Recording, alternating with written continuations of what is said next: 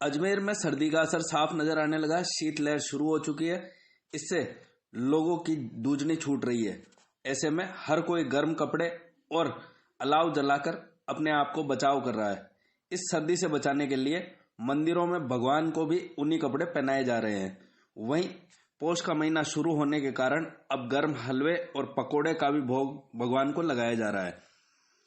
अजमेर के मंदिरों के पंडित पुरोहितों से बातचीत की गई तो उन्होंने बताया कि भगवान को सर्दी में गर्म कपड़े पहनाने और अंगीठी जलाने की परंपरा सदियों से चली आ रही है।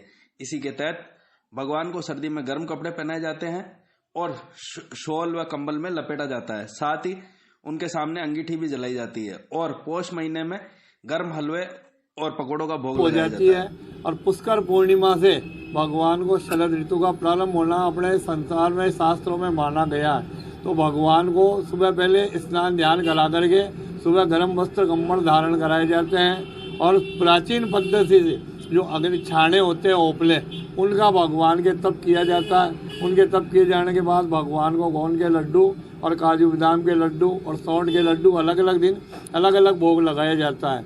रात्रि के समय गर्म दूध का भोग लगावे, सुबह खीजड़ा, बुधवार को दाल बाटी चूरमा बना करके भोग लगाया जाता है और उस भोग को प्रसाद वितरण किया जाता है।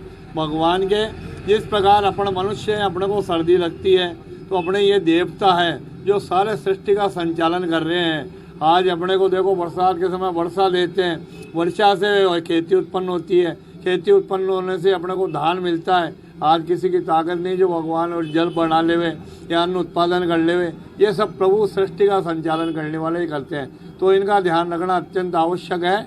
इसलिए इन भगवान को गर्म वस्त्रों का धारण करके अन्नकूट का भोग, मूली पालक का भोग, गर्म वस्तुओं का भोग, खिचड़ा, अनुकूट सब वस्तुओं का मिश्रण करके भोग लगाया जाता है। स्नान किस तरह के? स्नान निवाए पानी से गर्म पानी में थोड़ा सा निवाया पानी छाने जलाते हैं। उस समय तबली के अंदर स्नान कर निवाया पानी करके भगवान को ज़्यादा गर्म भी नहीं, उससे स्नान करा करके भगवान को बिल्कुल पोंछ के जिस प्रकार अपने स्नान करते हैं बिना स्नान वस्त्र धारण कराए जाए। वस्त्र धारण करने के बाद चंदन लगा करके पुष्पमाला धारण करके भगवान को मोतीचूर के लड्डू का भोग, गुड़ का भोग लगाया जाता है और वो भोग लगाने के बाद में वो प्रसाद वितरण किया जाता है और उससे भगवान को गर्म वस्त्रों का धारण कराया जाता है।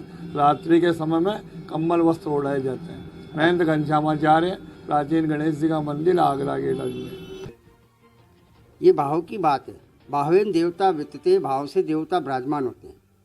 जिस प्रकार हमें सर्दी लगती है तो हमारा ये मानना है कि भगवान को सर्दी लगती है और उस भाव के स्वरूप हम भगवान को ऋतु काल के अनुसार पोशाक पहनाते हैं। ग्रीष्मकालीन ऋतु होती है तो हल्का पतला कपड़ा पहनाते हैं। इसी प्रकार वर्षाकालीन में भी हम मौसम के हिसाब से उनको कपड़े पहनाते हैं, परिधान पहनाते हैं, पोशाकें पहनाते हैं। सर्दी ऋतु के अंदर ऊनी पोशाक पहनाई जाती है ताकि भगवान को ठंड न लगे, ऐसा हमारा भाव है और ऐसा रहना भी चाहिए क्योंकि भाव से सारी चीज़ें रहती है और मौसम के अनुसार हम व्यंजनों का भगवान के भोग लगाते हैं। क्या क्या चाहा जाता है सर्दी में भोजन? सर्दी में हमें जो तिल के लड्डू वगैरह, उसके अलावा सौंठ के और अजवान के इनके लड्डू बनाते हैं भगवान के लिए, जो सुबह भोग लगाते हैं। अच्छा, जैसे ज़्यादा सर्दी पड़ती है तो फिर क्या हीटर वगैरह? अगर ज़्यादा सर्दी पड़ती है तो हम कोयले की अंगीठी भी लगाते हैं और आज के युग में हीटर चालू हो गए तो हीटर लगा देते हैं। आपका नाम? पंडित सुदामा शर्मा। अब भगवान भी उन्हीं कपड़ों में लिपटे नजर आ रहे हैं। अजमेर से नवीन वैष्णव की रिपोर्ट।